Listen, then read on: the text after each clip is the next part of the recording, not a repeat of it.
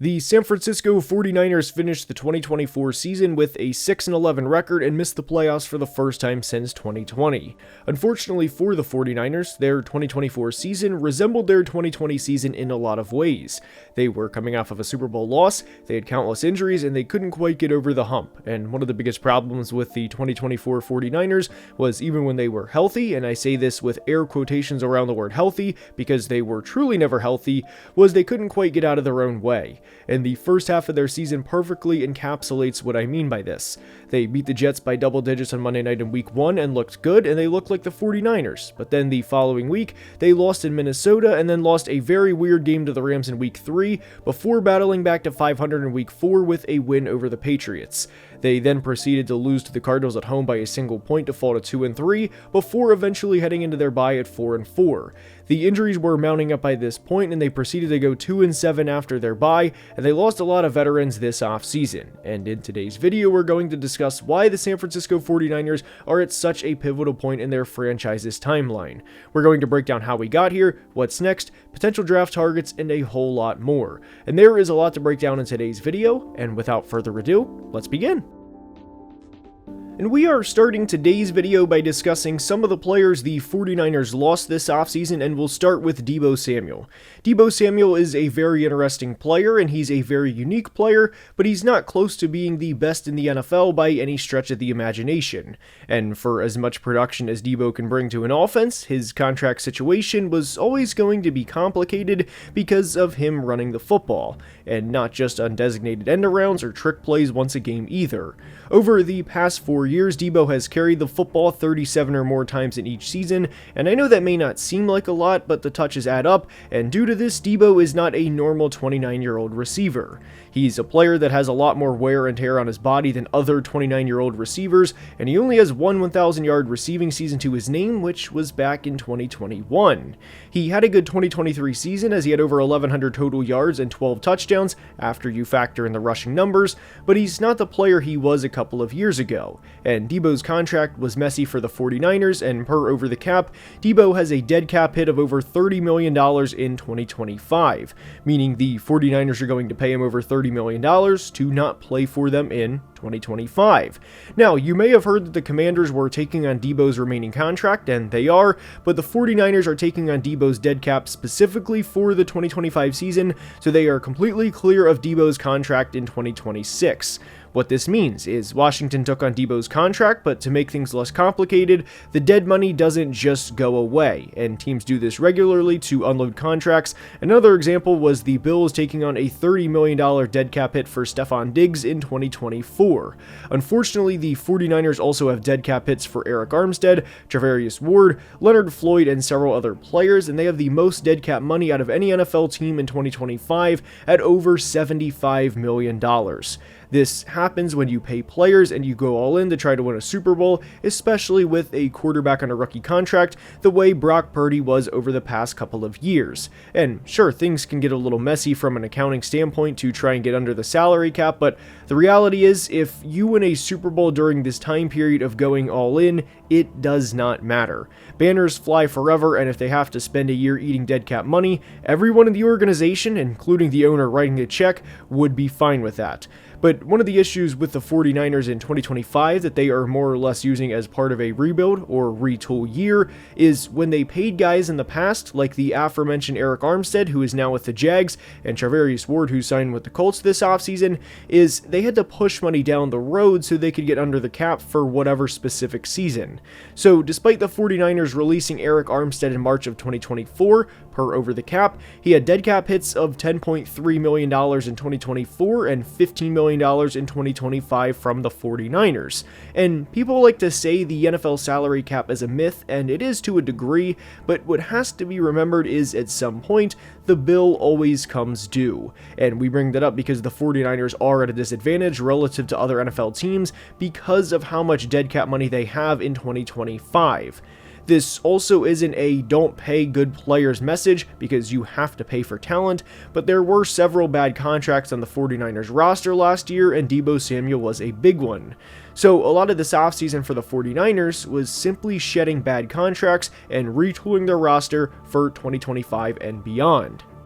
But their moves for the long-term outlook of the 49ers don't stop there, and a lot of the moves they made this offseason were simply business decisions. You often hear that the NFL is a business, and Deebo Samuel going to the Commanders was a business decision for the 49ers. They simply didn't think Deebo was going to be worth the money that he was owed to play for the 49ers in 2025, and I thought the writing was kind of on the wall, given that they selected a receiver in the first round last year in Ricky Pearsall, while still negotiating a long-term contract with Brandon Ayuk. But there's three big players in 2026 that are owed a lot of money, one of which is not scheduled to be on the roster in George Kittle. George Kittle right now is at the prime of his career. He's coming off of 3 straight All-Pro seasons and 4 straight Pro Bowl seasons, and whether you know this or not, George Kittle is actually coming off of back-to-back 1,000-yard seasons. But, and there's always a but, he will be 32 years old in October, and whether this is fair or not, once you get past the age 30 mark as a skill position player, basically any position that is not a quarterback,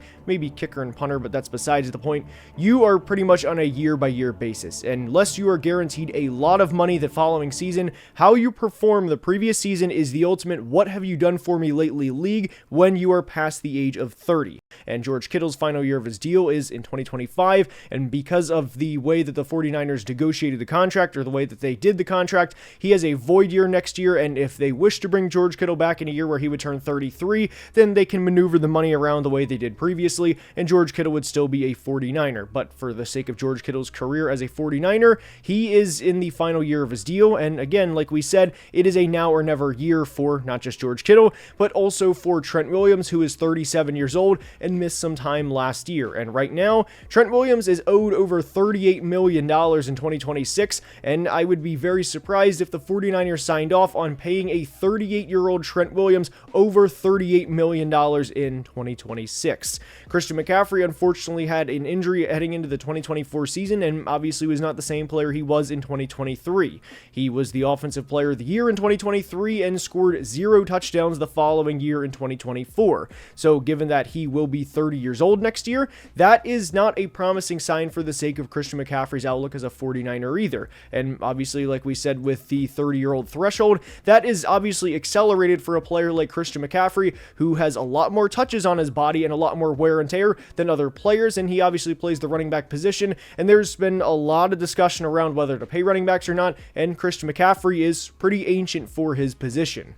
This is all on the brinks of Brock Purdy getting paid, and I'm not going to get into specifics of what Brock Purdy will get, although I do think it will be north of $50 million per year, and I know there will probably be a crowd that says, well, what if they trade Brock Purdy? But here's the reality for the San Francisco 49ers. They traded 3 first-round picks for Trey Lance, and he is one of the biggest draft busts in NFL history. Period. He threw 5 career touchdown passes, and they traded multiple first-round picks to go up and get him, thinking he was going to be their guy. They lucked out by finding Brock Purdy. I don't think they're going to play with fire a second time and say, you know what, Brock, we'll trade you for a first-round pick and change, and somebody else can pay you. We're not going to mess with that. No, they're going to pay Brock Purdy, and it's just a matter of both sides coming together, which I think they will. And I'm sure $200 million or $250 million or whatever the number Brock would be looking for will certainly change his tune in terms of him getting paid. But this all plays into why it is a now or never draft for the 49ers, because once the old guys go out, or once the great players go out that once got paid and that they were on the surplus value part of their contracts, and once they are now on the opposite of that,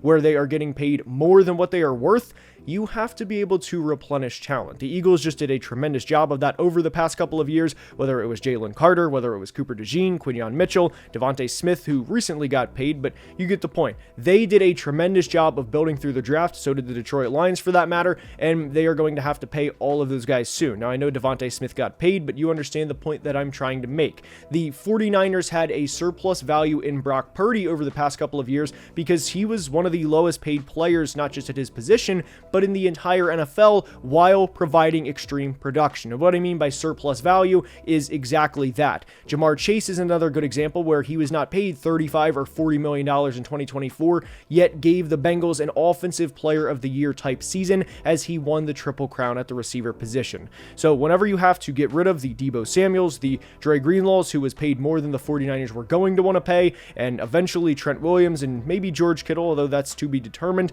you get the point. You have to be able to replenish through the draft, and that's why the 2025 draft for the 49ers is so critical, and why, in a lot of ways, it is a now or never draft for them.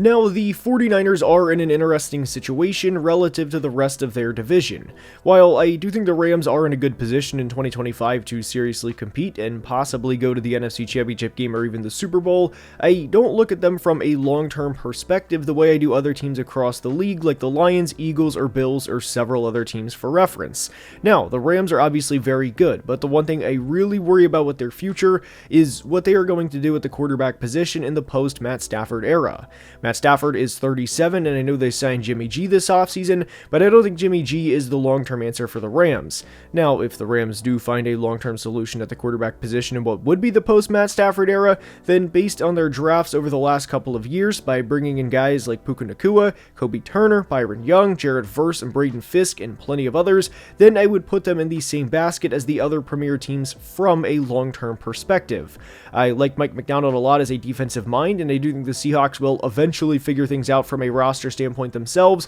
but I also don't think they are going to be a Super Bowl contender in 2025, and it honestly has nothing to do with Sam Darnold or Geno Smith. It has more to do with the interior offensive line and even the long-term question marks at right tackle too. I think Seattle is a very interesting situation where they have a really solid team and a team that will almost never get blown out and a team that has a very high floor, usually in the 8 to 9 win range, but if you asked me when it came hell or high water if I would ever take this team to legitimately go to the Super Bowl, the answer in 2025 would be no. Even with that being said, the Seahawks do present a challenge for the 49ers because they're not a pushover, and if you told me they would make the playoffs this year, Seattle that is, I wouldn't be surprised at all. And then you get to the Arizona Cardinals, who can be a legit playoff contender one week, then completely lay an egg the following week. Kyler Murray is so up and down as a player that I also question the Cardinals ceiling, even despite me thinking they are doing a lot of things right from a long-term perspective. I love that they brought in Josh Sweat in free agency and could very easily see them addressing the interior defensive line in the first round of the draft to effectively complete their defensive line, but until we see this team truly complete an NFL season and win a playoff game and look good in the process, I'm always going to question the ceiling of the Arizona Cardinals. And to bring this back to the 49ers, they're in a unique situation because they're quietly in one of the best divisions in football. I think we would all be surprised if the Cardinals or Seahawks went to the Super Bowl this year, but even with that being said, both of those teams have very high floors and are not easy teams to beat. And this doesn't apply to just the 49ers, but really every team in the NFC West for that matter too. But when you know every team in the division is going to be a very difficult team to beat, and you know each team has a high floor that could make the postseason in any given year, that adds pressure to each team's draft strategy, and it adds to how much each draft pick matters. And I know we discussed how good the 49ers 2024 draft class was, but this only adds to how much them missing on really the entire 2023 draft class hurts them in the present day. This also doesn't factor in how good the rest of the NFC is, and the fact that on the way to getting back to a Super Bowl, you may not run into another NFC West team, but you may run into a Philly, Detroit, Washington, or Tampa Bay in the process. And not that any NFL game is easy, but playing in the NFC West in particular is brutal before the season even starts, because it's not an exaggeration to say any team can win that division year in and year out. So for the 49ers to try and reclaim the NFC West and to have the level of success they had over the past half decade and change, which included 4 conference championship game appearances in 5 years, including 2 Super Bowl appearances, which is downright insane by the way, what should their 2025 draft actually look like? And one thing I didn't mention earlier in the video, though I do want to give credit to John Lynch in the scouting department, was nailing the 2024 draft class, which included one of the biggest steals in Dominic Pooney and a player they could build around in their run game in the future in Isaac Guerrero, and there's several other players. And I also think the best is yet to come for wide receiver Ricky Pearsall, who, as we know, was shot before the season started last year. And first and foremost, I'm glad he's still with us. I'm glad he's okay, but he still played football after surviving that tragedy last year. And I do think the best is yet to come for Ricky Pearsall and ultimately the 2024 49ers draft class. But what about their 2025 class? Well, they have 4 picks in the top 100, and I do think at pick 11 that the first pick should be used on the trenches. positions, whether it's at guard, whether it's at edge, whether it's interior defensive line, although I will say I don't think the value will align for them to take an interior defensive lineman at pick 11, so I do think the best bet for them at pick 11 is to go edge, whether it's Mike Green, which would be my preference, or maybe a little rich for a guy like Donovan Ezeraku. I would prefer Mike Green to Ezeraku or even James Pierce Jr., and Abdul Carter certainly is not going to be falling to pick 11, as he will be on a plane to whichever team he gets drafted by and to whichever city by that point in the draft. But my point is, I think edge makes the most sense at pick 11 based on where we think the board will play or how we think the board will play out at that point. It is also worth mentioning that Will Johnson will probably be available, as his stock has slipped over the past 6 months due in large part to a down 2024 and ultimately injuries that have nagged him throughout the draft process. Now, the 49ers have 4 selections in the top 100, and we just discussed these scenarios at pick 11, but they also have selections at pick 43, 75, and 100, and they have 3 more picks between 100 and 150, and technically 3 between 100 and 147, meaning they have 7 picks in the top 147 of the 2025 draft. They have a lot of draft flexibility and able to maneuver up and down the board as they please. And there's one type of player that I would really like the 49ers to go after in the 2025 draft, and it's what I like to call a fire hydrant defensive tackle. There's 3 players we're going to mention, but the main reason that I would really love for them to go after a run-stuffing defensive tackle who will admittedly bring very limited upside as a pass rusher is because for over a third of your schedule, before you can even think about the wild card divisional conference championship round of the playoffs, you have to be able to get out of your division. And for 6 of your 17 games, no matter how you slice it, you are playing Kyren Williams, you are playing Kenneth Walker and Zach Charbonnet, and James Conner and Trey Benson. So with that being said, I would not mind them at all going up and trying to get a Tyleik Williams from Ohio State, who I think is a really good player and who does a really good job against the run. And if you do not go up and get Tyleik Williams, then you have Jordan Phillips from Maryland, who is also a really good run-stuffing defensive tackle, or a Jamari Caldwell, who is in your backyard at the University of Oregon. The 49ers need to be able to stop the run, and they need to be able to do that in a big way if they have any intention of making a postseason run in 2025. The reason that I place so much emphasis on the 49ers drafting a run-stuffing defensive tackle is because they do not have a good run-stuffing defensive tackle on their roster currently, and there's nothing more frustrating than watching a team continuously pound the rock up the middle, knowing they can get 3, 4, 5, 6 yards of carry every time, and knowing that they know that you can't stop it. And that's key to winning big football games. And I don't think it's unrealistic for the 49ers to walk out of the 2025 draft with a Mike Green to pair next to Nick Bosa for the next 4 or 5 years, like we talked about at surplus value with Mike Green bringing good production,